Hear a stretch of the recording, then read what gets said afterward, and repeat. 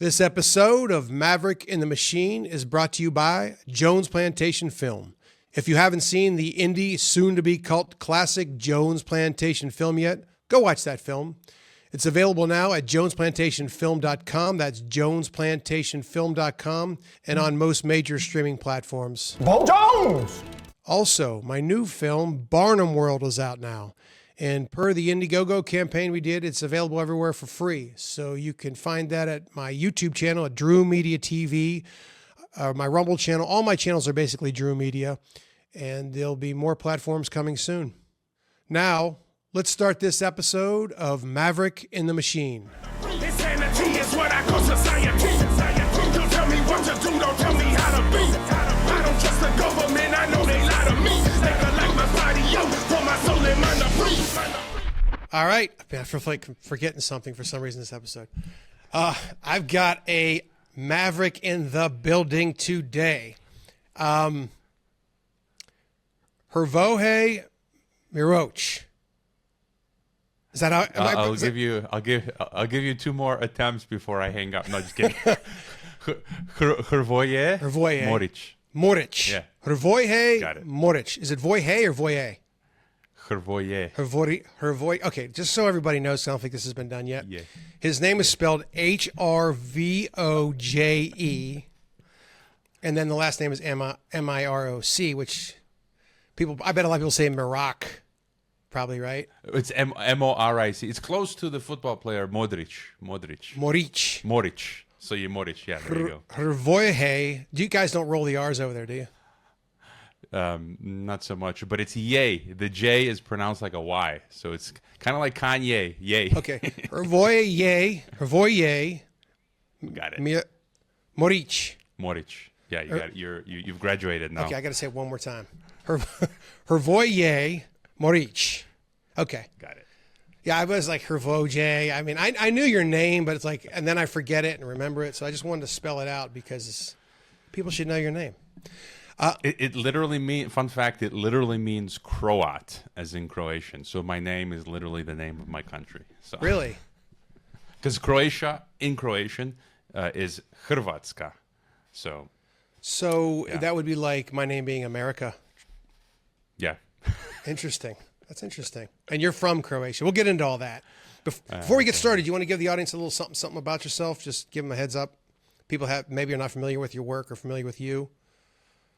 Yeah, basically, I'm originally from America, American Croatian, naturalized Mexican, and studied history and international relations, and lived around the world, and ended up somehow in Mexico. And I've been doing the Geopolitics and Empire podcast for about 13 years now. It was I was moonlighting. Basically, it was a hobby that has, as of late, turned into a full-time job. I'm eking out a living doing the podcast. So. Yeah, that's where I'm at. And I did 2 years. I was a teacher, high school, university professor, and for 2 years I did TNT radio. And yeah, I know you were a guest on my show there. So yeah, that was a long time ago. Yeah, I remember that. Yeah, I remember you asked me a question on that show about. By the way, Geopolitics and Empire. We'll put all the links for the delight of the audience when we're done. But you asked me. We started talking about World War II, and you said, "You're like, surely you're not for Hitler." Which I'm not, but I was like, I think we need to have a more mature understanding of that, what happened there. And it's funny, that was like 2022, 3, I don't remember. 2 or 3, yeah. How much I was prescient, if I do pat myself on the back there, because that's really become a thing, hasn't it? I mean, that conversation has changed quite a bit. Little secret, this summer, I've got a bunch of books in boxes, and I've had this book for maybe 2 decades. Hitler's Mein Kampf. Okay. So I was reading Hitler's Mein Kampf this summer just to see what he was banging on about. I didn't finish it. I've left it unfinished, so when I get back, I'll can pick up. But anyways, yeah. So did you buy that on the dark web? You got to be careful when you buy that book. You're immediately on a list. On Amazon. So really? What can I tell you? Oh, everybody! I'll put the links in the show notes. Mein Kampf is on Amazon. No, just kidding. What's your take on it so far? Is it good? Is it well written?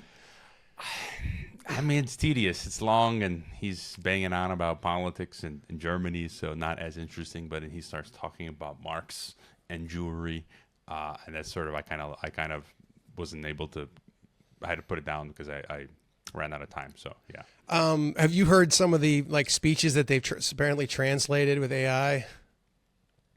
I did listen to some only just to get just kind of like the nuance of what you're saying. Mm-hmm. That I do ultimately come to the conclusion that Hitler was in some ways manufactured. I listened to Mark Passio a lot, and he gave an 8-hour lecture, 4 hours on the Nazis, how they were backed by these occult banking forces. So I still don't consider them good in any way.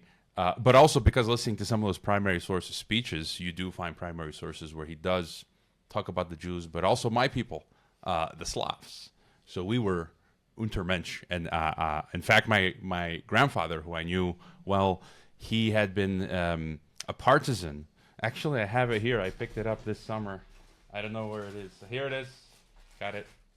What? His Yugoslav Communist Party membership, and but he wasn't like ideologically a communist. The thing with the world wars is like the war starts and groups of people come to your village, and then you're forced to either become like a fascist or a commie.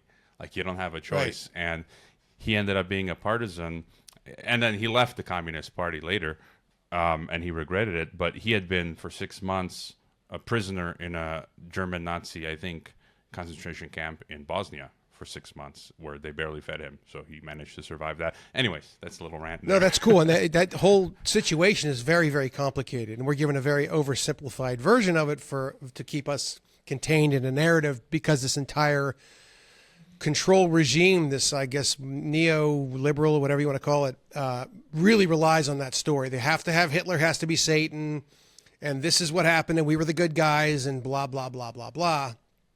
So it, like anything else, obviously, knowing more and knowing the truth is supremely valuable. We are the baddies, though. Are we the baddies? I think we are. I think we're, well, does it look like we won? Does it look like this is the weirdest win that I've ever seen. I mean, does it look like we won? I mean, I guess in the 50s we're pretty nice, but I mean, look around. This is a disaster. It's like we have the bastard child now of fascism and communism. You've got the Fourth Reich alive and well in Europe, and then the rest of the world is going technocratic, globalist, communist. So I always say, and you tell me what you think about this take, is that we've got a financially fascist and socially communist Bolshevik. Yeah, and then I think the real nature of the operating system is the technocracy. I was saying just this morning that it's like communism was more like what they were going for was really technocracy. So Soviet Union was like an experiment to develop technocracy, but they didn't have the technology. So it's kind of like, if like the kids that are playing around with the fake hammers and the fake carpenter tools, that's kind of like what they were doing at the time. But now they have the stuff to really, put us in our place. Well, yeah, I said financial. Like I really meant like economically fascist. Like, but you're right. It is. Right. Go ahead. Yeah, we're seeing that now with like Intel, the merging of everything, like Intel and U.S. government and everything. With the Palantirs and all that stuff. Yeah, it's completely nuts. We're going to get into that because hell, I'll ask you. How much do you think when it comes to Trump? We'll get into Trump, but I'm just curious as your opinion because this is your expertise, this is your area, right? And we're going to explain that too. But how much do you think Trump? Is he aware that he's bringing in the technocracy? Is he a dupe? Like, what's your opinion on that? One thing I've learned because I studied I did my master's in Geneva at the Geneva School of Diplomacy. So I was like a staff assistant intern at the Czech Republic. So I was literally in the lion's den at the European Union meetings and United Nations. I was at the 62nd World Health Assembly when they rolled out the fake swine flu pandemic. Wait, what was pause? What was your job there? What were you doing? Who were you working for? So I was just doing my graduate studies, but the school where I worked, the Geneva School of Diplomacy, it's a private school. Okay. Professors were diplomats. Classmates were sons and daughters of diplomats, and then we had that. We were literally right next to the UN, Geneva, League of Nations building, Red Cross, all that stuff. And I had a 6 month, no, I don't know how many months, internship, basically staff assistant to the Czech Republic mission to the UN. So I was just basically fly on the wall, taking notes, stuff like that. What did you learn? What did you see? I just got so disgusted. That was one thing I learned when I finished my studies. I wanted to run away from government work and these supranational globalist institutions. Like, I didn't want to have anything to do with it, and that's why I looked at education, because I felt like that was a field where at least you can work honestly, right? Like, I can work and not make compromises and tell the truth to the children, right? And so that's what I learned. But I also, most of the people involved are super narcissistic, opportunistic, and not everyone, kind of going back to the Trump thing, not everyone is an intentional initiate, right? Mm-hmm. There definitely are. Like, I was around Freemasons. They'd get drunk.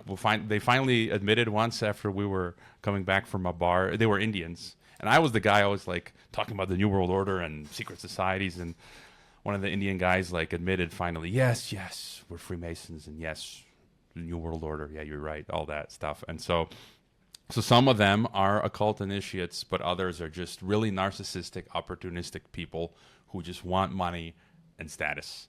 And so, I mean, the system uses those kinds of people, you know. You think that's where Trump falls? And so, not to cut you off, sorry. I think Trump.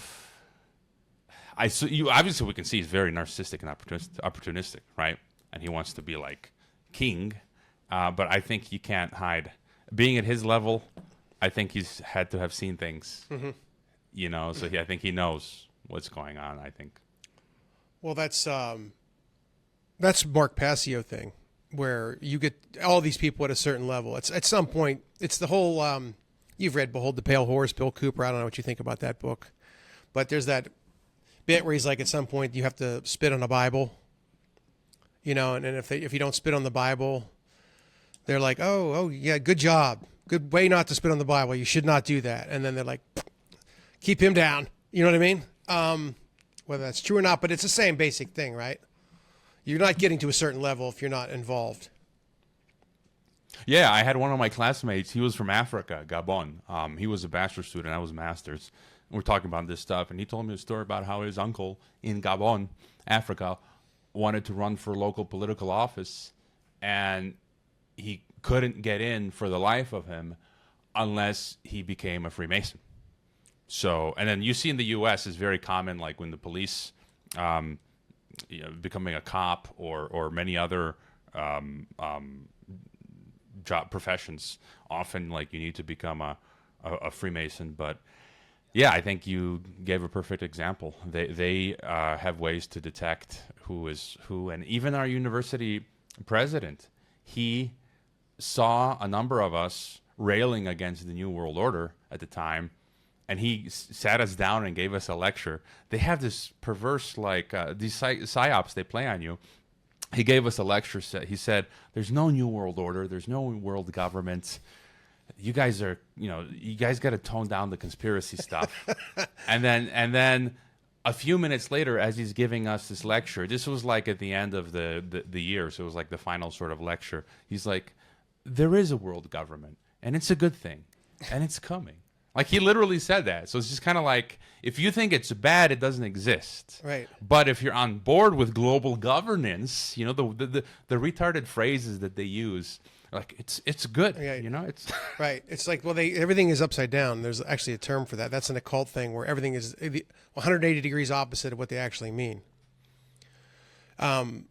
Did you any like fellow students that became notable in this thing? I mean, isn't that the goal when you go to a school like that? Well, I don't know where.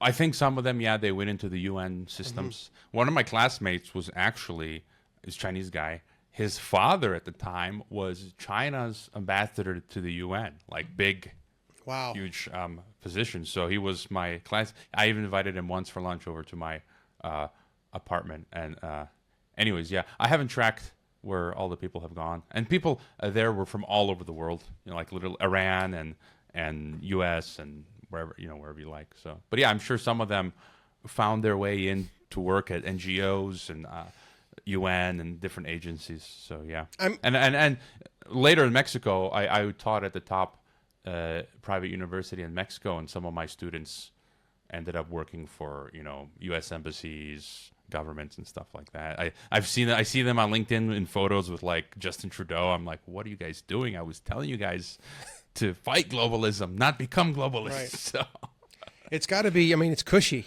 and it's when you. What's the Michael Yon calls it mice. It's no, is it mice? It's called. I'm blowing this. It's like how they get you.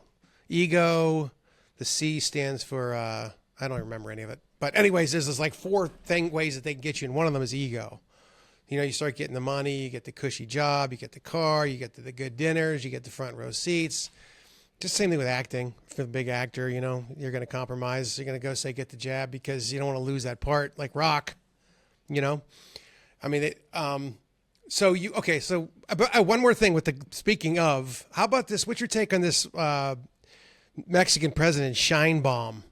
Listened to a pod. They did a deep dive on her, and it was sketchy with the cartels and the deaths around the election. People don't know there's a Jewish lady named Sheinbaum, by the way, and her ancestry, all Bolsheviks, and big time Bolsheviks. So this woman Sheinbaum gets elected in Mexico. I think the Jewish population in Mexico is like 0.02% or something, and there's a lot of sketchiness around that. What's your take on it?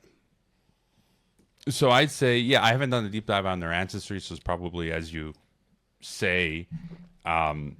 What I would say, though, like the few people that kind of obsess more about it's the Jews thing, regarding Sheinbaum, I think it's completely irrelevant. Okay. That whether she's Jewish or Mexican or not, because, I mean, Mexico's basically a vassal state of the U.S., and in many ways, but also the previous president, AMLO, López Obrador. I mean, many of them were Masons. There's a famous photo of Benito Juarez from like the 1800s who AMLO loved, who's dressed up as a Freemason. Again, and AMLO, López Obrador, the previous president, I mean, they've all been bought and paid for. I've interviewed Jefferson Morley, who declassified the documents. He's got a great book, Our Man in Mexico, where he shows, and you can go to the National Security Archive and look at the actual files, where multiple Mexican presidents were CIA agents, and they had the code names Li Tempo. So when when you talk about Sheinbaum in the Jewish section, like Mexican presidents are literally CIA agents, and then the right wing parties, like there's no difference between the right and left wing in Mexico because, for example, in the 90s the right wing parties pushed North American Union, and then AMLO, the leftist, literally I can show you primary source interviews where he's ad nauseum explicitly, literally saying we need to copy the European Union in North America and integrate Canada, USA, and Mexico. So literally, when you talk about Sheinbaum being Jewish, I'm like, that does, like the previous presidents were all, let's do North American Union and let's make digital ID. Like when I came to Mexico, I came in 2010, I think that year or the next, the right-wing administration at the time was trying to implement the beginning part of digital ID. So in Mexico, you can still buy a SIM anonymously. You just go buy a SIM card and pop it in, right? Prepaid, which I have. But at that time, they were trying to force registration. So to buy a SIM, you'd have to give your name and all that. That failed. Now the left-wing Sheinbaum AMLO administration is trying to do. They actually just passed a law a month ago. So that's what they're trying to do. So my point is that you've got all these different, and we had the election. So I'm a Mexican citizen. I can vote. I don't vote. Jones Plantation and all that. Yeah. And I don't even have the voter ID card, which because I don't, I couldn't get my bank debit card last year. They refused to give me renewed my. That's another story because I don't have my Mexican voter ID. I'm like, what the hell does a voter ID have to do with getting my bank card, debit card, but because that's part of the digital ID system. And I forgot where I was going with that. Oh, there's the three parties. So with the elections, you had the Sheinbaum, López Obrador, Morena group. You had what's called Movimiento Ciudadano, which I call Movimiento Globalista, the citizens movement. And then you had the mix of the old right-wing parties. All of them are globalists. They're all for North American Union. They're all for COVID totalitarianism. They're all for biometric digital ID technocracy. So that's sort of answering Sheinbaum. Yes, she's Jewish, but It's one of those psyops, where they get the black man in office, Obama, right?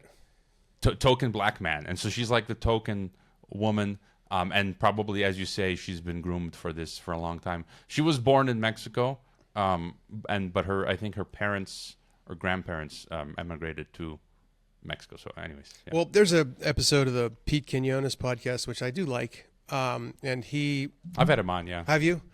And he they go through it, and her father, grandfather, big timer Bolsheviks, these people somehow like they end up in Cuba, then they end up in China, like it's so crazy. Like where'd they get the funding for this? How'd they end up?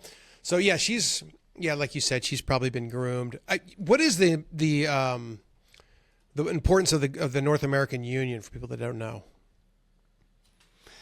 Yeah, I mean, I've been saying, my main focus on my podcast is world government, globalism, and the technocracy. Or, I had a past guest, his name is Edwin Black. He's very important. Yeah, he's a Zionist. Okay, but let's put that aside. He wrote the books on how IBM, IBM and the Nazis, right? How IBM created the first paper computer, which was like the first version of digital ID, effectively.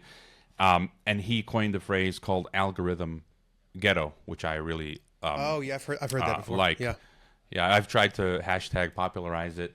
It's like the social credit system, and he says it's going global, right, country by country. But North American Union.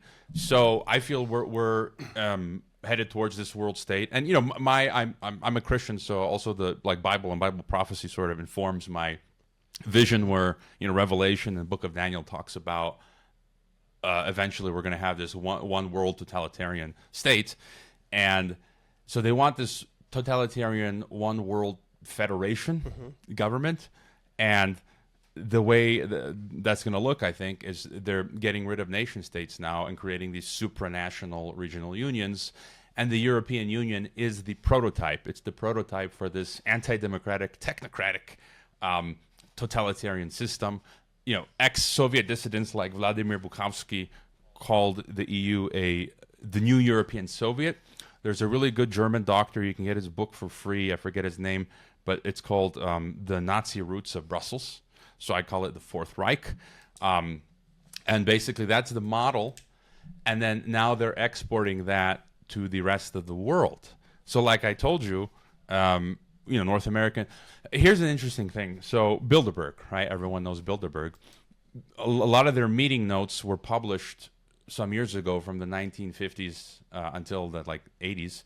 And the 1980 Bilderberg Group meeting talks about how they need to create a North American Union, like a common market.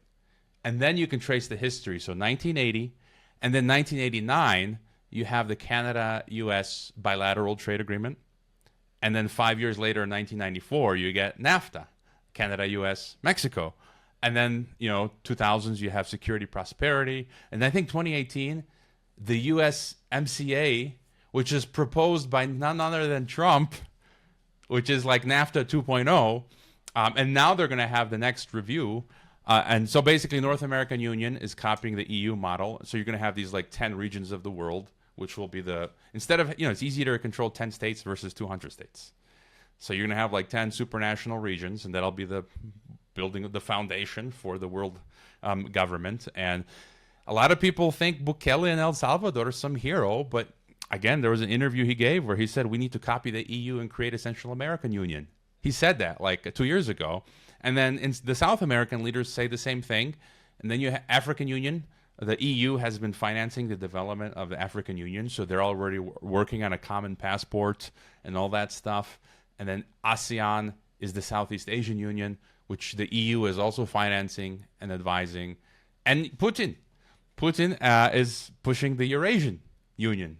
So they're all in on it. There's no difference. So that's what's going on.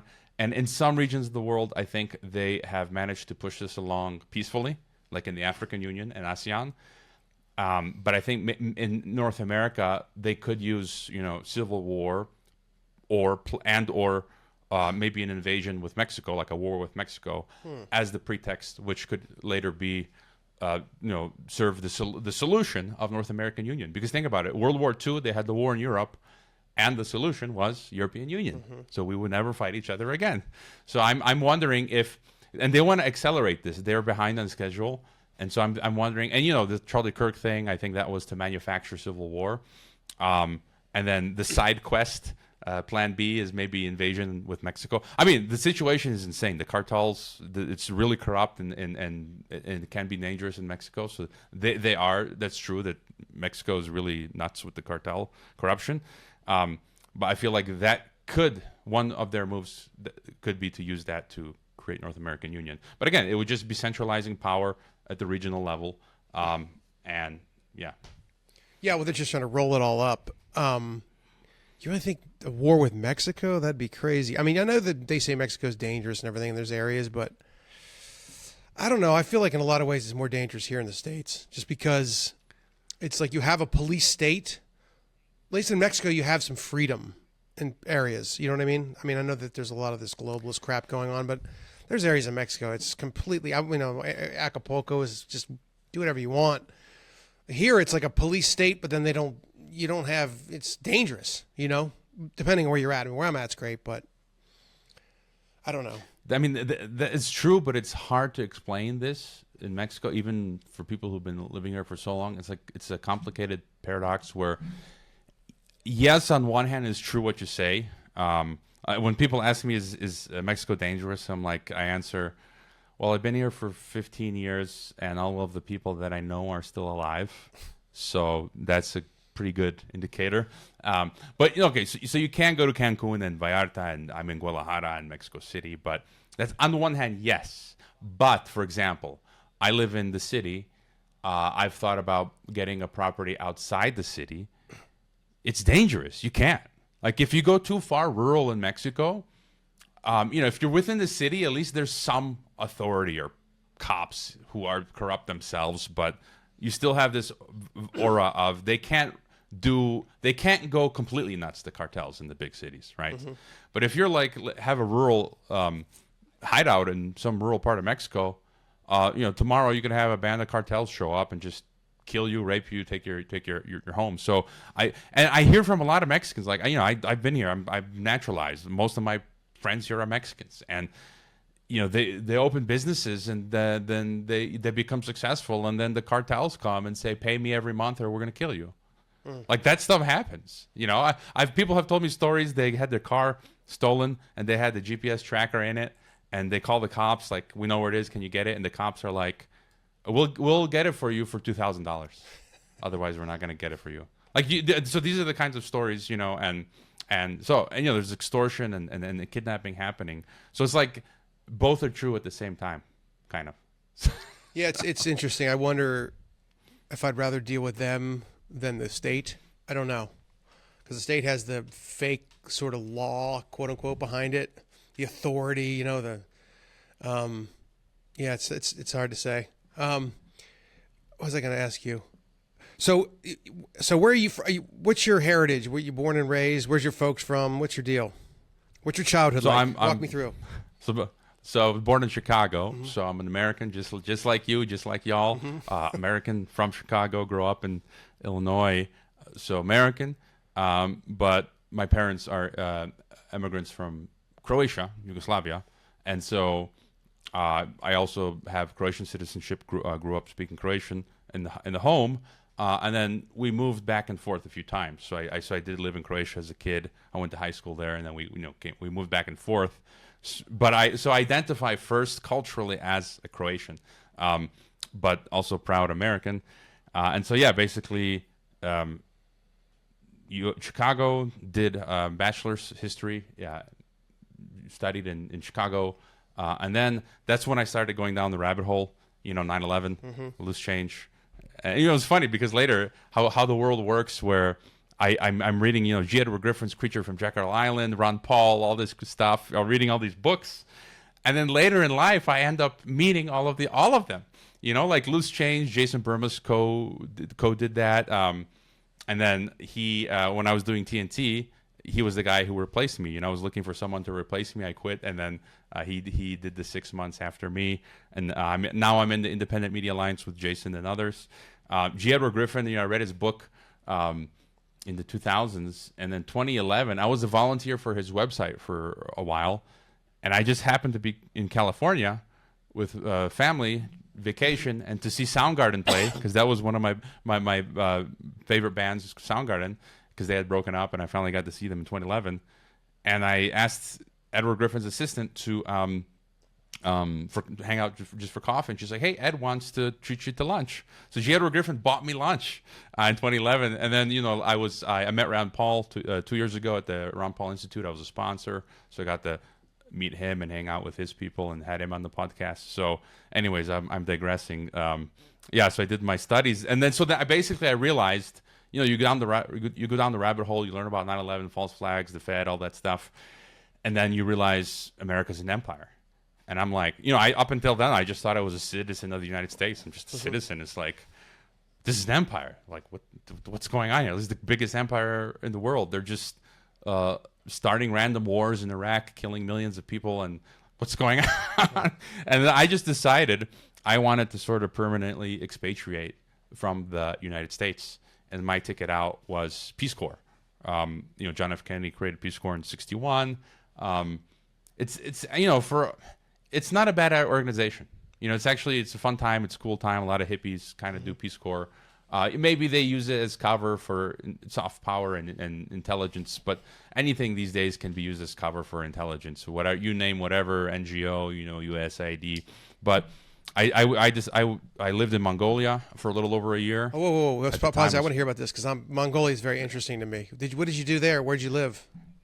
No, it was Peace Corps. So it was Peace Corps, Mongolia. I wanted to either go to the Middle East, I wanted to go to Jordan, but I had to wait 6 months. And I'm like, no, that's too long. I got to get out of the United Soviet States of America. And back then I was calling it the USSA. And it's funny, you have these globalist mouthpieces like Neil Ferguson. He gave this speech he gave like a few months back. Like, are we the baddies? Is the U.S. Soviet Union? I'm like, dude, like 20 years ago, we were talking about this. Like these stupid academics just take forever to come around. But yeah, so I watched this fantastic documentary I really recommend called Genghis Blues. Okay, let me. I don't know if you've ever seen it. No, I'm gonna write it. I'll put links in the show notes. Genghis Blues, and the funny thing is, it was produced by two Croatian brothers. Okay. Rocco, I can't remember his last name. He also produced the great movie called Happy, the documentary. I have it behind me. And so Genghis Blues was about this blind blues musician from San Francisco called Paul Pina, and he learned. So they have throat singing. So in Mongolia and Tuva, which is right next to Mongolia but part of Russia today, it's basically the same similar culture.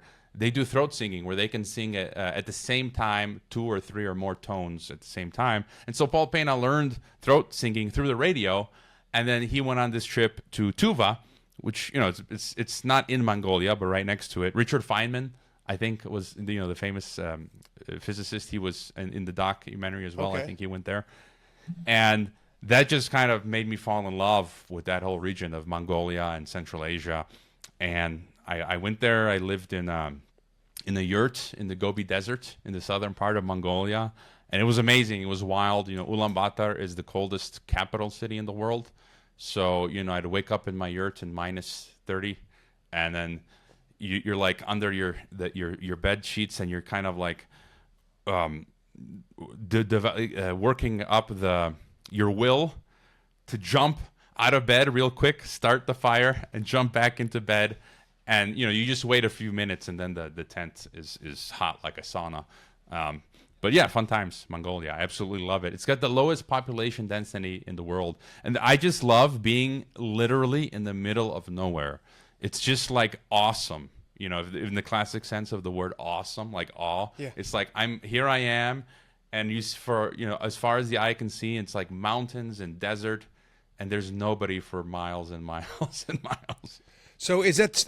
I understand it's the only population in the world that still rides more horses than cars. Is that true? I haven't heard that. I know there's like 25 million sheep compared to the 3 or 4 million Mongolians. But yeah, I think half of them still live in yurts, and the other half live in Ulaanbaatar or some of the in apartment buildings or small houses. So yeah. Are they? Because I'm on my bucket list, which I'm going to do. They have these like horseback riding trips through Mongolia for like a month where you just get like go through it on a horse. And I think at night they do like these wrestling matches with these guys. Like, what's the male population? There's a bunch of tough guys. Like, it's like being back in like the 1500s, isn't it? Yeah. I've had one of those drunk wrestlers pick me up, like literally pick me up into the air when he was drunk, because we'd be they force you to drink vodka and in the yurts as part of hanging out. I haven't heard about those trips, but there's all sorts of trips. Like when I first came there were these two Germans. So when I had fresh arrived, it was funny because I'm there. Peace Corps puts me in my yurt in my village. There's like less than 1,000 people in the village, and a young Mongolian kid brings me two French women, and they're like, "Your friends are here," and I'm like, because they think like all foreigners know each other because they don't have, and I'm like, I don't know these girls, so they had tea and then they left, and then two German guys on motorbikes. They were passing through, so they had driven their motorbikes from Germany all the way to Mongolia, and then they were going to drive it back, and so they spent the night. So yeah, people do that sort of stuff throughout Mongolia, but you have to be careful because when in the wintertime it gets extremely cold, and I was on road trips with Mongolians in jeeps where you're driving literally in the middle of nowhere. I don't know how they navigate, but the axle of the jeep broke. But we were lucky because we were going to some music festival in the desert, and they were carrying a tent with wooden beams, and so they managed to jerry-rig somehow the beam under the Jeep to get us to the next town. Because if stuff like that happens and you're in the middle of nowhere and it's winter, I mean, you could die. You could die, yeah. So what is that music festival? Is it that like Mongolian that stuff that they play? What's that band called? There's a famous one. Altan Urag. There's one. I have a photo with them. Altan Urag are really good. I went to one of their concerts in Ulaanbaatar, and I have a photo with them. I think it's on my website, geopoliticsandempire.com/bio. And there's another one. They're in China, but they're Mongolian. They're really good. Called I think it's Hungai band. But yeah, that's really, really good stuff. Those guys, man, I listened to that podcast. He's kind of a goofball, but he did a history podcast. Dan Carlin. Have you ever listened to that Mongolian, the Genghis Khan? Oh, yeah, back in the day. Yeah, it's like a 25-hour podcast. It is a masterpiece, though. But those guys, wow, that's so incredible, that history. Anyways, I digress. So you're Orthodox Christian? No, so I was raised Catholic as Croatian, but I mean, funny story. We'd often go to Croatia. So as a kid, I'd go to every summer almost. You go to Croatia for 3 months on the Adriatic Sea in Dalmatia. As a young kid, I'm drinking and chasing girls, but it got boring after a while because it's an empty pursuit ultimately, if you ask me. And I just got bored and I was 17 years old and I flipped open the Bible. Like no one told me anything. I just flipped it open. And I don't know what happened. I just got so into it. So I read it from Genesis to Book of Revelations. I read it all the way through at age 17. And then at that moment, I said, I'm not Catholic anymore because it doesn't make sense. Like with the Bible, what came first, the chicken or the egg, right? What came first, the Bible or the Catholic Church? And I'm like, well, the Bible is the foundation. And this idea of worshiping Mary and the Pope and priests being intermediaries, like none of that makes sense. That's not in the Bible. So at that moment, I said, I'm not a Catholic anymore. And I hit like the reset button on the computer. Then I investigated atheism and Eastern religions, and I just ended up coming back to the Bible that made the most sense for me. And then I just consider myself like a non-denominational. I don't make no bones about it. I'm kind of like a fundamentalist type Christian, but basically Reformed Baptist type. But I'm not a Zionist, there's all these fake churches, prosperity gospel, all that garbage stuff, I'm very well aware of all of that. The Schofield Bible stuff, are you familiar with all that? Yeah. So I don't see the state of Israel. The funniest thing, I came across a clip just this week. Kirk Cameron actually explained it well. He said that, Israel, when he was talking about Israel, he was saying something like, biblically speaking, the true Israel are the people who follow Christ. That's right. Or the promise. Right.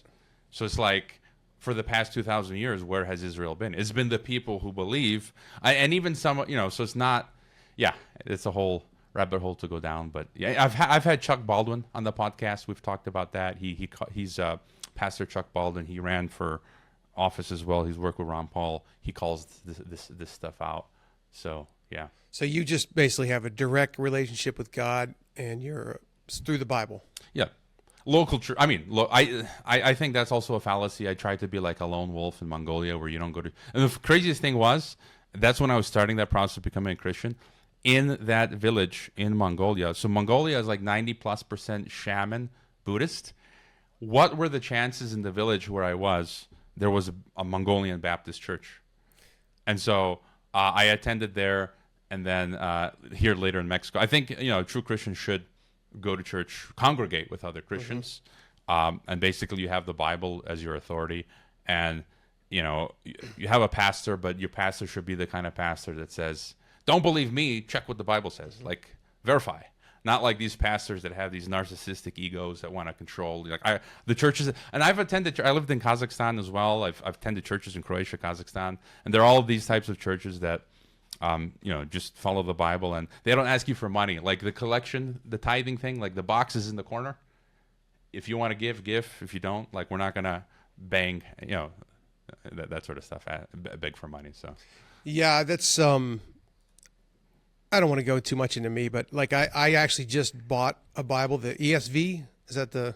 That's what I use. Yeah, and I've tried to read the Bible over the course of my life a few times. I can't get past, and I think because I started at the beginning and try to like read through it, and it starts with the he bequeathed this, and then he had this kid, and I'm like this is like you gotta power through that section. Okay. That's kind of it is tedious. It's yeah. But now I'm kind of like moving around, so I was like, I'm going to try to read it, but I mean, I've always believed in God and feel like I had a personal relationship with God, maybe. But now it's like, I'm with you. Like, I feel like I need to, I put that out there, like I'm looking for a church, because I do agree with you. We need to mob up. We need to congregate. And, so yeah, that's interesting. I know I'm from Pittsburgh, so I grew up with a lot of Serbians and Croatians and Bosnians and stuff like that. And when I lived in Atlanta, when Yugoslavia broke up, I don't know if that had anything to do with you guys coming to America. No, but my dad, we tried to move back in 1994 to Split. So I did live in Croatia at the tail end of the war. And my uncle fought in the war. He's still alive. So yeah, but I didn't have like direct experience. Yeah. Well, yeah, I knew a lot of those guys because they dropped a lot of them off in Atlanta, and I happened to work at this nightclub that was called Club Europe. It was all the foreigners went, so they had like a huge European. So like they'd have like nights would be Eastern Europeans, and it was crazy because the fist fights. I mean, and the Russians are crazy. So there would be like Russians fighting Bosnians, fighting Croatians, fighting Serbians. And like one night the Serbians would get over on them, and then the next night like 40 Russians would show up, and these fights would break out in the parking lot. I'm not joking. 40 on 40. Just craziness, just absolute madness. We would just say, get them down there and let them go. But I have a soft spot for those guys because a lot of them worked at the club too, and I became really good friends with them, and just big, just gregarious dudes. I like that part of the world and those people a lot. I want to go there someday. I want to go a lot of places, but those are two places, like I said, Mongolia, Eastern Europe, and then I really am a big fan of Latin America. There's like I'm probably going to end up dying and hopefully like living and dying in Latin America as an old man. I don't want to grow old here if I can help it. Are you going to stay in Mexico? Do you think? I've got no idea. It's a joke. I used to listen to a lot of music. I've been to so many shows as a kid. Concerts, and then there's that Red Hot Chili Peppers song "Soul to Squeeze," which I listened to for when I was a teenager. And there's that line by Kiedis where he says, "Where I go, I just don't know. I might end up in Mexico." And it's like, dude, I literally that song. I did that song, but it's funny because my first girlfriend in Chicago, I was 17 years old, and she was like 20 or 21. She was a Mexican. Her name was Maria. And now my last girlfriend, my wife, I married a Mexican. So it's kind of strange, but I always say it's like I can't. I don't know where. I think for the time being, I'm going to stay in Mexico. I like it because it's a low cost of living. So I can make less money and just be completely free. I'm debt free. So, and it's sunny every day, and I can wear shorts all year round. And so what's not like to like? And what you said earlier, you're kind of free. You know, my property tax is $100. My water utility for the entire year is $100. My electricity is like $20 a month. My overhead is extremely low, and so yeah. But it doesn't mean I could see I could live in Croatia at some point. I feel like I'm gonna go. I want to go back to Croatia, but I just got offered a teaching job in China and Azerbaijan. So it's kind of like you never know. You never know where you're gonna end up. So I might, I've gotten kind of tired of traveling as of late. But you never know next year if I get some offer or whatever. And I just to finish my story, so I did Mongolia. I came back briefly to the U.S. and decided to study, get a graduate degree, and I only wanted to do 1 year, not like why waste my time. And I did the school in Switzerland, and then I got the job in Mexico in 2010, and then I was there for 7 years, and then I got offered a job in Kazakhstan in 2017. So I went out there for 4 years until COVID happened. And then in the meantime, I went on a trip as well. I went to Russia in 2017 with 30 Americans as part of an NGO, like peace diplomacy. So we hung out with Mikhail Gorbachev. I shook hands with Gorbachev. Really? With Gorby. And it's funny because he was the honorary guest for my graduation in 2009 in Geneva. They always, they like to schmooze the university to get important guests. And they had invited Gorbachev to be the honorary, give him an honorary doctorate to come to our graduation. And he couldn't make it because he was had health issues and he was old. His right-hand man came. I forget his name. I think it's Pavel. Every photo you see with Gorbachev, his right-hand man is there interpreting. And so he came, and then 7, 8 years later, I went to Moscow with this group of Americans, and we hung out with Gorby. So, yeah, and then I was in Kazakhstan, in northern Kazakhstan, Semey for 4 years until COVID happened. And I lived 100 kilometers from the Polygon, which is the principal Soviet nuclear test site. It's like an area of 18,000 square kilometers. And if you believe in nukes, Stalin dropped the first nuke there in 49, and they did 500 plus tests from 49 to 90.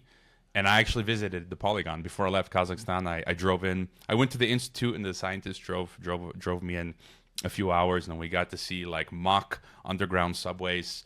And I had two of my own Geiger counters that I brought with me before I even went to Kazakhstan.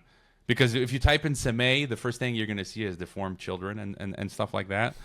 And in the search results. And we were on a ground zero, supposedly. It was radioactive patch of land where a bomb had supposedly dropped. And I could see it was radioactive. And so interesting time in Kazakhstan. And then COVID happened, and I'm like, I literally thought I would be stranded in Kazakhstan for the rest of my life, that I wouldn't be able to board a plane without being injected, and I would rather die than be injected.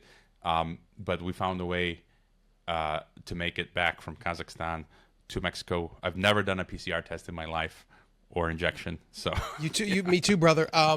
So what is Kazakhstan like? Isn't that where that city is? It's like the globalist. Isn't that like a major hub for them? Almaty. It's like Borat, the movie. No. Yeah. The Kazakh population is mixed. Some of them like the movie because people now know about Kazakhstan, and they wouldn't have otherwise. Others are angry with it, but it's similar in some ways to Mongolia. It's super cold, but it has that. Mongolia was a satellite of Soviet Union, but Kazakhstan was actually part of the Soviet Union formally, and so you have that real Soviet feel. It's like you go back in time, and even the people. My landlord was an amazing guy, but he even told me, and this was just like 5 years ago, 6. He said, "Don't talk about politics," because they still have that. And when COVID happened, a lot of them were like, "We know this is BS, but we're just gonna keep our head down," because they've been trained through that experience of the Soviet Union. Like, just shut up and keep your head down and try to survive as best you can. Oh. Don't. They don't have that Western rebellious attitude that's been sort of neutered out of them. Well, but yeah, it's an interesting place. Yeah. No, I'm listening. Go ahead. Now, and, that city you talk about. I mean, Almaty. No, so not Almaty. Astana. I'm talking. Almaty was the old capital in the southeast, which is very, very interesting, multicultural. And then Astana, which is in the west center, there was nothing there. So the Nazarbayev, he was technically my employer because I worked at the Nazarbayev Intellectual School, and I got paid out of his fund. But there was nothing there, so they created this city out of nothing called Astana, and he had been in power for 30 years, Nazarbayev. I think he stepped down in 2018-19, and then they tried to briefly rename Astana to like Nazarbayev City or something, or no, Nur Sultan.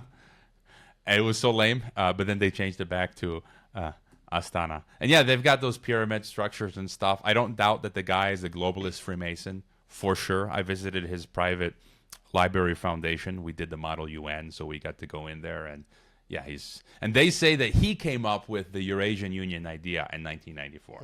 So he's a total globalist. But whether it has some importance in the future as some Illuminati city, I kind of doubt. I think it's just one of the many, globalist. Every country at this point is globalist. So, yeah, to go back to something you said earlier about Nayib Bukele, who's the president of El Salvador.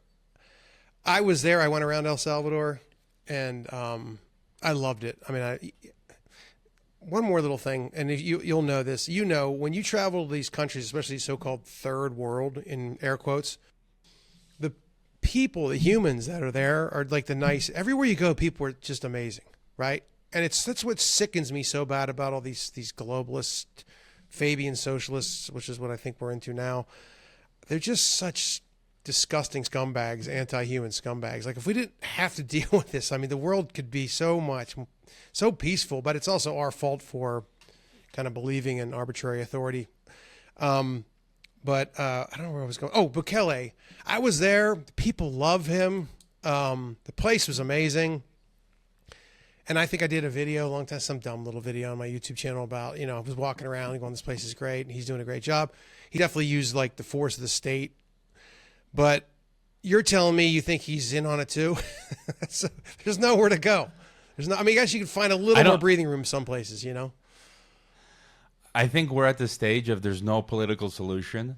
It's basically choose your gulag. It's kind of like Mortal Kombat, choose your fighter, or Street Fighter. It's like choose your gulag. Uh-huh. And you might be able to buy a little bit more time. You have a prison cell, and basically you get to decorate your prison cell how you like. That's where we're at, I think. And I've had guests on who say there's no politician on earth who's opposing technocracy. Yes, maybe they're imposing some aspects of U.S. foreign policy or whatever, but nobody is opposing technocracy. And Bukele, it's good what he did, clean up the streets. I wish that would happen in Mexico, where, I can have friends and neighbors and family who can, the cleaning lady that we used to have, she told me how she had a small jewelry business and they approached her for extortion and she had to close it down, and so it's kind of like, it's madness. So again, they're going to do good stuff, but ultimately at the end of the day, I don't know if it's Bukele or someone's whispering in his ear or something, but he said we should have a Central American, because that's the plan, and I feel like they're gonna. It's a biblical thing. Our the real enemy is the prince of the power of the air. We're not up. What's that? I'm forgetting that quote from the Bible now. It says, "We're not fighting flesh and blood, right? We're up against this like spirit of darkness." And so I feel like that's coming by hook or by crook. So whether it's Bukele or the one after him, they'll. It doesn't mean that you can't live in El Salvador. Right. He claims to be a really serious man of God. And there's a really interesting story where he when he got into power, he was going to clean things up. And like, they just started shooting random people, like to scare the hell out of the population, obviously. And I think one day, like 80 people got shot or something crazy and they didn't know what to do. And they just all went, him and his close knit group just went and prayed for a miracle. And they basically got one, was his story. He could be a dupe. Who knows what he said. I mean, like you said, if he doesn't get along, they're going to kill him. So that's just pretty much what's going to happen, or throw him out. I mean, I wouldn't. I can't read his mind, so yeah. I wouldn't also dismiss maybe he's working in earnest. And so, Yeah. again, if it's not him, like when we talked about Scheinbaum earlier, or some of these politicians, the people pushing the globalism, it's this entire infrastructure behind the scenes. So it's like I saw this in Mexico. So when I came back from Kazakhstan in 2020, I live in Guadalajara, the second biggest city in Mexico. You know, I'd been here since 2010, and I came back 2020, and they're doing these massive public works. I'm like, what the heck is going on? Where's this money coming from? What is this? And then I found the document. He's got the document, folks. Hrvoje's got the documents. Hrvoje. I found it, and it said that Guadalajara is a resilient city. That's 15 minutes. I live in the 15-minute city. So I'm like, what's a resilient city? I searched Resilient Cities Network. Resilient cities are financed by the Rockefeller Foundation. I'm like, oh, so that's where the money's coming from, because we didn't have this money before. So Rockefeller is giving us the money. And what they were doing was building out massive public transport, above ground trains. They were cutting car lanes, you know, the green agenda, and then building for the buses, for the public transport, because they're going to get us out of the cars. That's the plan. And so I forget where I was going with this. And so then you see that the real government in Mexico, you have this entire infrastructure where you peel back the layer, and it's like Rockefeller Foundation, it's United Nations agencies, it's BlackRock, it's McKinsey Consulting, it's this NGO, that NGO, you know, these surveillance, these tech companies. That's the real infrastructure. It's not these politicians. And so these politicians come in, and they're either threatened by the globalists or threatened by the cartels, and basically given a binder with the policy to push through. And that's Okay. that. What happens when you peel back the Rockefellers? Are we at Satan? I think eventually it's, I like Mark Passio's term. I've also used it a lot, occultocracy. That's my favorite Great term. I know because that one. think That's a it's- great term. Yes. Yeah. I love it because people say it's the Jews or it's the Jesuits, it's whatever. I think it's all of them. If you think about it, it's got to be all of them, because the Chinese are in on it. You know, the Xi. There was that clip recently. You had the meeting with Putin and Xi Jinping and the North Korean guy, Kim Jong-un. And they were like, this was revealing. Maybe you saw this like 2 weeks ago, where Putin and Xi Jinping are talking about like immortality and life extension. And that shows you that the East, you know, have the same ideology as the Western, Washington, London, and Brussels. And so, occultocracy. I think at the end of the day, it goes back to Satan. You know, Jesus' 40 days in the desert. Satan says, "I can give you the kingdoms of the world. Just bow down to me." That implies that for the short time, you know, until Christ comes back, he's controlling the world. I saw a meme the other day, which was great, where Satan says, "Jesus, worship me, I'll give you the planet, the earth," and Jesus is like, "Are you stupid? Like, I'm like the son of God, like literally, like what? Like, how could you? Like, I own everything, anyways." But anyways, I think ultimately it's the occult stuff. You know, you look at Aleister Crowley, all that funky occult stuff. Mark Passio talks about it. It's these ancient occult groups. That biblical story where he says, you know, "I'll give you the world." I'm paraphrasing, obviously. And he says, the Prince of Darkness runs this world, controls this world. And that to me, I've talked about that in this podcast a lot. Like, that's one of the few biblical passages I'm aware of at this point. I'm going to learn. But that is like it's a theme for me in everything I do, because the world is beautiful. It's God. But the physical, material world, the infrastructure is evil and satanic. And so, like you said earlier, I'll never take that vaccine. Me neither. There's nothing they can do to me. They can kill me. I'm not doing it. They'd have to hold me down and shove it in me, and then I'll kill one of them going out. So that is, I think, this brings me to my next question. It's kind of one of the themes of the show is, what is it in you? Why do you think that you are this, maverick that is willing to, go to the mat and have the integrity that you do and sees the things that you do? Like, why do you think you're like this? And I feel like we're a small percentage of the population. I think a lot of more people see, but I don't think most people have the balls to lay it on the line and risk everything for it. Like, why do you think you've been like that? And you've able to eke out a life. It always works out when you stand in the truth. Why do you think you're like that? I mean, I've asked my guests this question as well. Like, why do some people become NPC zombie normies and others fight the fight? I think there's the best shot I can give in answering that is, I think on one level, there's a universal reason. So if we take all of us together, we have different beliefs, but we have this sort of universal urge to fight the system. So I think there's something universal in human nature. And then there's other reasons, like, I'm a Slav, so I'm Croatian, Balkan. So I think that we're, as Dalmatians, we're kind of hard-headed. So that's when you met the Croats and Serbs, so Okay, were you? I lost you at Dalmatian. I don't know what happened. It just stopped. All right, but we're still recording and all. Yeah, it's recording. So just go back to as Dalmatians, and then I'll cut it together. Yeah. So basically, I think one of my reasons is, as a Croatian Dalmatian, we have that hard-headedness, and we've lived under totalitarianism for centuries, right? Like I said, I had a great interview with Robin Monotti in 2021 where we talked about COVIDism and fascism, Nazism. And he was talking about Umberto Eco, the Italian philosopher, and he brought up ur-fascism, eternal fascism, how every generation must beat back evil, fascism, totalitarianism. And that really made me think, like, when I was a kid, my parents' age, we had the war in Yugoslavia, where we were beating back communism. And then my grandpa was in the Nazi concentration camp. He was fighting off fascism. My great-grandpa, they say, died as a result of World War I. So like every generation. And so I had on that pastor, the Canadian pastor, Artur Pawlowski. Remember him? They came to shut down his church. He was yelling, Nazis, communists, get out of my church. And I had him on, and he was Polish. He lived on. So we had that experience of totalitarianism, so we can sniff it out in an instant. I would also say for myself as a Christian, kind of just not because I believe in Jesus. As you said, like, they can kill me, but what can they do after that? My soul goes to heaven, so I have no fear. But as I was saying earlier, there are people who are not Christians who also demonstrate the same level of courage. And so when I was younger, I don't know, I just always was.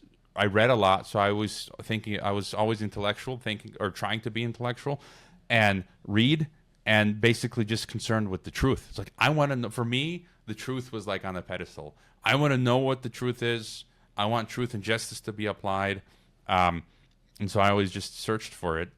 And then you always try to sort of defend the truth and defend the good and fight, resist evil. And then you sort of, along the way, I developed this disdain, this hate for, tyranny is evil. It's just basically, it's just the manifestation of evil, totalitarianism, tyranny. And so, I don't know, just being a rebel.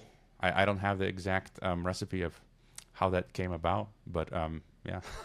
Yeah, is it okay to hate evil like I do? Like, I feel sometimes like, man, because I look at these people, I won't name names, but we can look at U.S. Congress people. I actually hate these people. I look at them, they just disgust me. Like, they don't just lie all the time. Like, everything about them is a lie.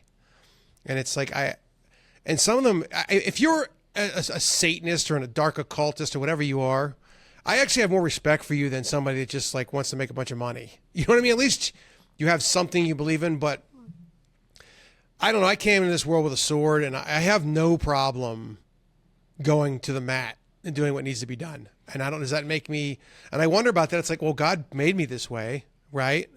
And then, so that's one of the things that I kind of wrestle with is like, am I just is my ego taking over, and maybe I'm not being a good God-fearing man, or is this what I'm supposed to do? You know what I mean? All I have now are my films, but my thoughts are who would drive me a lot of times, and I think some things sometimes that are not nice about what I like to do to some of these people. I don't know. What are your thoughts on that, if that makes any sense?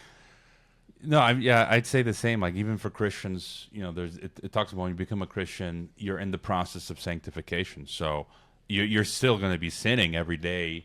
Just, the idea is you do it less until the day that you die. Maybe before you were a drunkard and sleeping around with women and whatever, stealing, you stop doing that. And then, maybe you'll catch yourself lusting after a woman after you became a Christian, and you're like, okay, stop that. You know, it's like less and less this idea of sanctification, because we're never going to be perfect, even as Christians. And so we're constant. What you said, I struggle with that as well.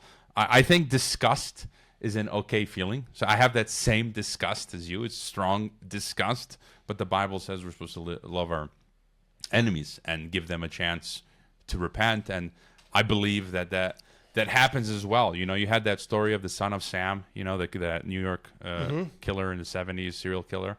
They've done documentaries. They've interviewed him. Maybe he was actually, I believe in demonic possession. So maybe he was possessed by a demon, and he says he repented and believes in Jesus. So I think that's the story of the Bible. Like, there's nothing, no one that can't be forgiven. Like, if you've killed, I don't know how many people or done whatever, if you truly repent. So I think we have to allow that for the worst of the worst enemies. I think statistically, as you were alluding to, it doesn't happen very often, does it, with the politicians? So I think disgust is okay, but at the same time, hating the person, I don't think that's good. You know, I've struggled with this here in Mexico, like the corrupt politicians and cops. You know, there was literally the police kidnap and kill you. There was a story, the police in the municipality where I live, they just murdered an entire family. The Mexican police. So the guy had a business where he had like a loan business, so he had a lot of cash on hand at home, and so a whole bunch of cops killed him and his entire family. Oh my God. And the transit police. This is a funny side story if you want to hear what happened with my car. But the transit police are known to stop you and demand money from you.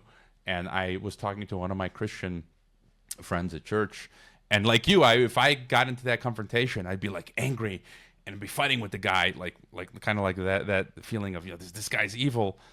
But then you never know where that's going to lead. He might be dangerous. You know, he might put you in prison, disappear you.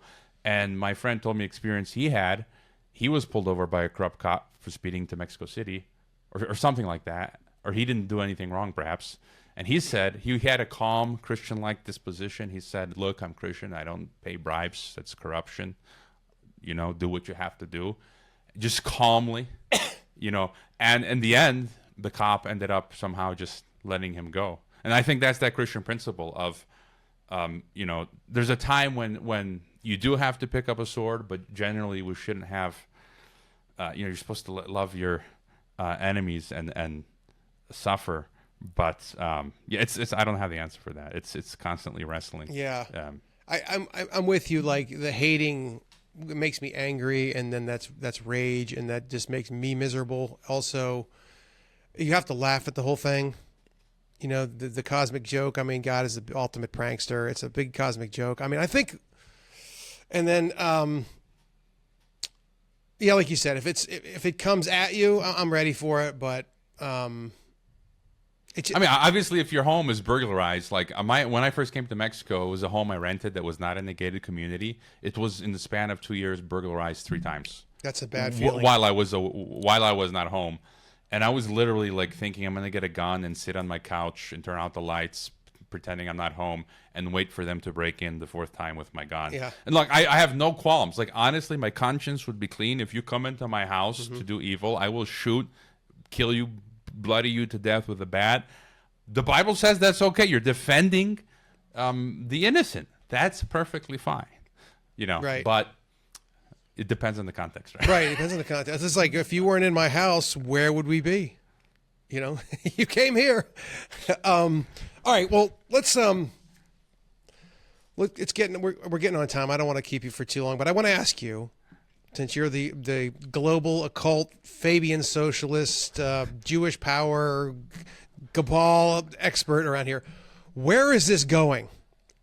What, in your opinion, what is going to happen here? What's your prediction that I won't hold you to? I think we're basically screwed. I don't know the timeline. I do feel like it's interesting. There's an interesting website called Messiah 2030, and I and other people have come to this conclusion. I mean, this potential theory, independently. Like, I'm not going to be, you know, here waiting for the end of the world in that sense, but I believe the Earth is, that 6,000 years old, young Earth creationist, Ken Ham, all that sort of stuff.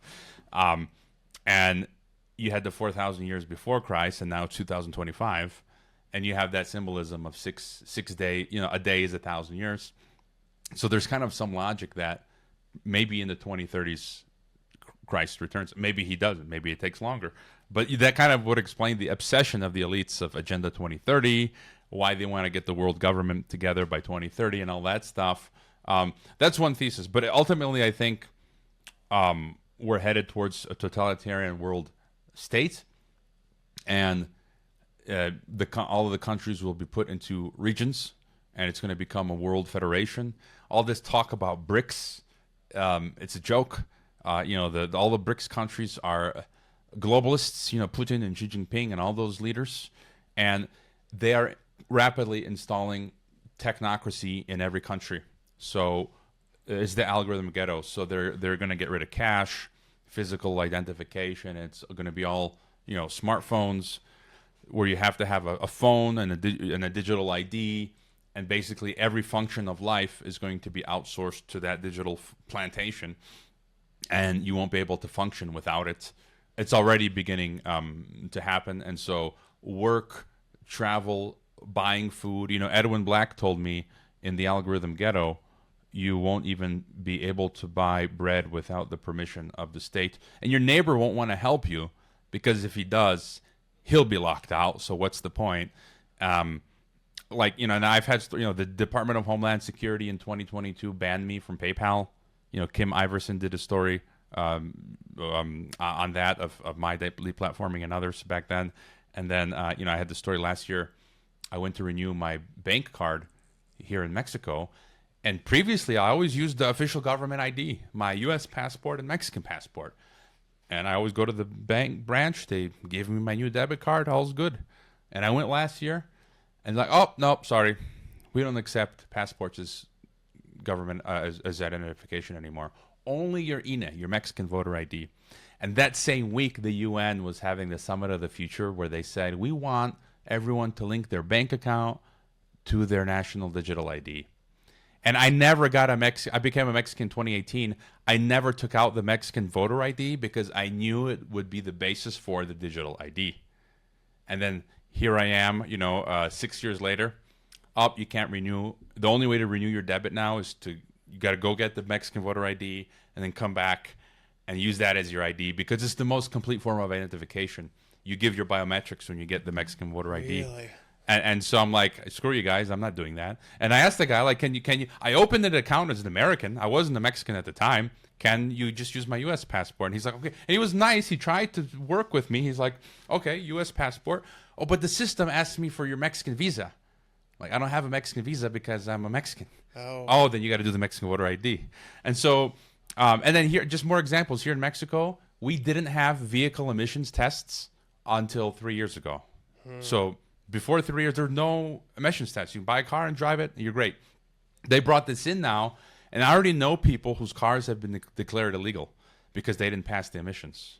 So you see this stuff coming in. They're bringing in the emissions. They're enforcing it. If your car doesn't pass, they've even got corrupt workers at the emissions plants messing it up intentionally just to declare your car illegal. So they're taking away your cars. I can't get my bank card.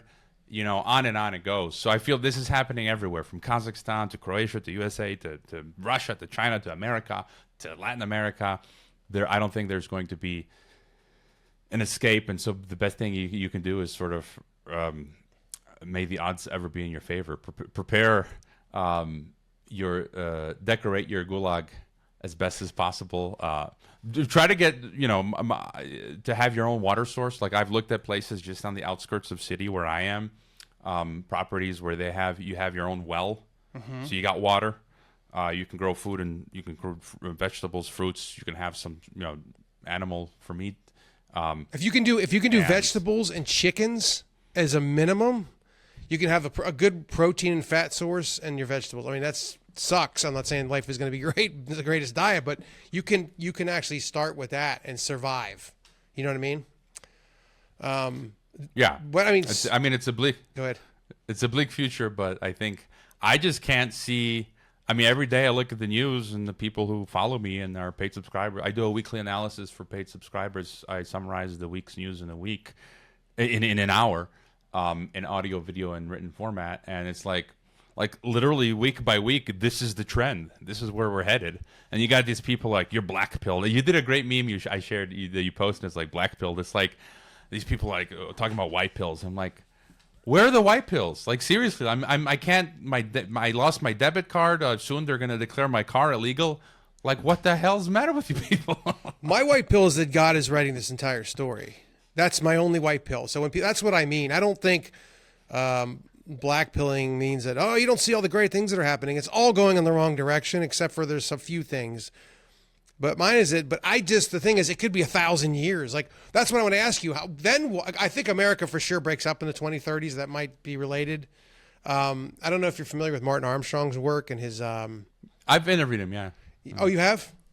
Well, you know about Socrates. Times, yeah. That thing's been predicting the U.S. breakup, I think, in 2032 for like 15, 20 years. And everything that thing's predicted has basically gone along. But, it's not that it's like a predicting model. It just takes all of the world's financial transactions and then creates patterns with it. And it found out the patterns are all circular and it's based on pi. It's a long thing. Look it up. But anyways, I don't know where I was going with that. Oh, this last question. So when is this going to end? Where does this go? Do you have any idea? I mean, it's got to end at some point. Is it the end of the world when it ends? Like, what do we do? No, I always say, like, in the alt media community, my white pill is Jesus. And it's like, and, you know, there's people in alt media who are New Agers or whatever. And it's like, I mean, it's fine if you don't accept my Jesus white pill, that's fine. But don't call me black pilled. Because like you said, I'm not black pilled because I have a white pill and it's Jesus. But if you don't like it, well, you have another white pill. But don't say, again, I'm black pilled. And I had an interesting... I already mentioned I did that interview with Artur Pawlowski, the Canadian pastor, and then Patrick Wood, the Technocracy guy. I've interviewed him twice on the podcast. Oh, I'm familiar with them. And yeah. you know, both of them are Christians. And then I asked them, I think, this question, and they both had, I think, this same sort of conclusion, and I agree. Where I think God does have a definite timeline, but what did they say? They said something like, you know, you had World War II come along and Hitler and fascism and Nazism and communism and the British elite and all these plans for world government. And for whatever reason, back in the 1940s, you know, I think that was Satan working to try to, by brute force, world government into existence. It failed, whether it was God supernaturally saying it's not time yet or, you know, people pushing back. That kind of like... You know, Patrick Wood and Pawlowski said, you know, we had another 70 years, you know, since World War II until now, we've had these years of prosperity. And now COVID came back again, and all this stuff is coming back again. And so it's like, we don't know the time. Like I said, it can be as soon as 2030, or it can be who knows how long. You know, back in the day when I was going down the rabbit hole of prophecy, I looked at, you know, Isaac Newton. They say that he wrote more on Bible and Bible prophecy than his scientific stuff, if you can believe that. No, I didn't know that. And he said he calculated that the maximum end time would be like the 2060s. I forget why. But I remember this from going down that rabbit hole 20 years ago. So, and then you've got the things that people talk about, you know, when Jesus says the time of the end, when, you know, it references the state of Israel being created or implying, you know, 2000. If you count one generation from when the state of Israel was created, 1948, you know, some people say 120 years, like a maximum human lifespan. So, you know, you can have anywhere from 2030 to 2048 to 2060, 70, or longer. So, and that's my other point, what you just made as well. I think ultimately this all fails and collapses. But, you know, the Soviet Union lasted for 70 years. People were taken to gulags and killed. The church that I attended in Kazakhstan, they told me the century-long history of that church, where it was founded by a German missionary in Kazakhstan. And, you know, they, in the 19-teens, they started or whatever, they gathered money, they built a building for church, and then the government came and destroyed it. Then they rebuilt it, and then they appropriated it.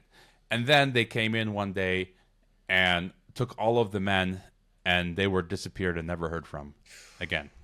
So it's kind of like, it was probably in the 30s or 40s, I don't know. And so it's like, as you say, it's going to end. I talked to Jacob Nordengard. You should get him on. He's a fantastic Swedish researcher. Jacob Nordengard? And he says, Nordengard, yeah, and he says, he looks at it from not a Christian perspective, but he says, just even technically, all this stuff, this Tower of Babel will collapse on itself. Like it's antithetical to nature, to human nature, to like nature. It's a complex system. There's too many inputs. So many things go wrong. So it will fail, but the question is how long? And I think, I can't. Eventually, reality is going to insert itself. Eventually, reality is going to insert itself. But will I have to live in an algorithm ghetto for the rest of my life and eat bugs? I worry about my daughter. kids, I don't care about me. I worry about my daughter. That's my main thing. Is my Exactly. progeny. All right, brother. Well, we have to train them to. We got to train them to be Sarah O'Connors and John O'Connors. right? I'm going to tell you something. My daughter's Gen Alpha. There definitely is like a contingency of them their parents are scum of the earth, and they've been pushing this tranny, fluffy, whatever the thing is. But there's the majority of them, I'd say 80% of them are very based.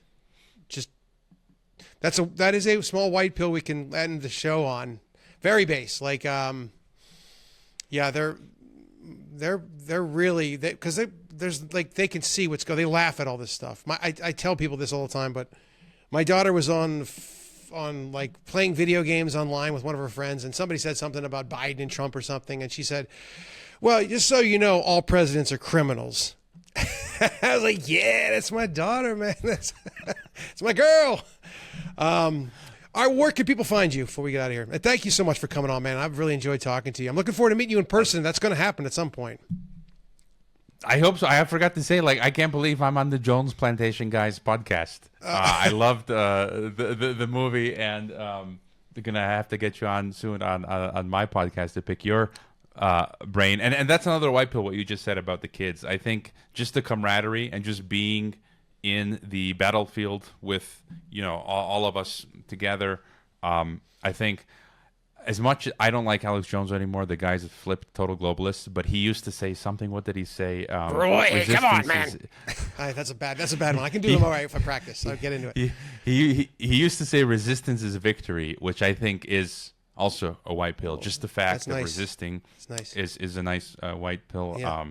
And there's an Imran, I think I have it real quick if I just pull it up. Imran Khan, the Pakistani prime minister, he said, it's like 10 years ago.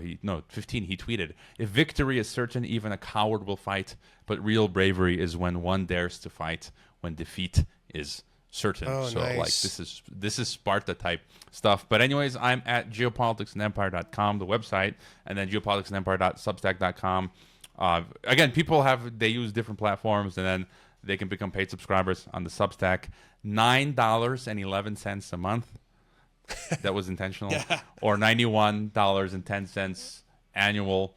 And then I'm on YouTube, Apple, Spotify, all the podcast players, and then video because of the censorship. YouTube, I can't keep track of this stuff anymore. YouTube, Rumble, Odyssey, BitChute, Brighteon. I'm probably missing one. Brighteon? So, yeah. I've heard of that one. I don't even know what that is. Mike Adams, Health Ranger. So I post everywhere. And I'm also active on X and Telegram. I post the news there. I think we got 13,000 on the Telegram channel, Geopolitics and Empire. So yeah. We've seen guys. He's a bright guy, entertaining guy, good guy. Definitely follow his stuff, obviously. And Hrvoje Morić. Boom. Right? Hrvoje Morić. Morić. Hrvoje. Just think Kanye. Yay. Okay, Hrvoje. Got it. Morić. Morić. Okay, one more time. Hrvoje Morić. Okay. You got it. It's a tough name, man. I'm usually pretty good with names. I apologize for that butchering, but all right. Thanks, brother. Thanks so much, man. All right. Bye. Okay, that's it. I hope you enjoyed the show. You can follow me on Twitter if you want at Tregsman with 2 G's and an S, or you can subscribe to our YouTube channel at Drew Media TV. We also have a Rumble channel, Drew Media, if you prefer there. I know a lot of people don't like YouTube Also, if you're listening to the podcast, like on Spotify or Apple Podcasts or whatever, if it's not too much of a pain and you like the show, give it 5 stars so we can get some help from the algorithm. Otherwise, all the other links to our social media will be in the show notes, and we'll see you next week. Thank you.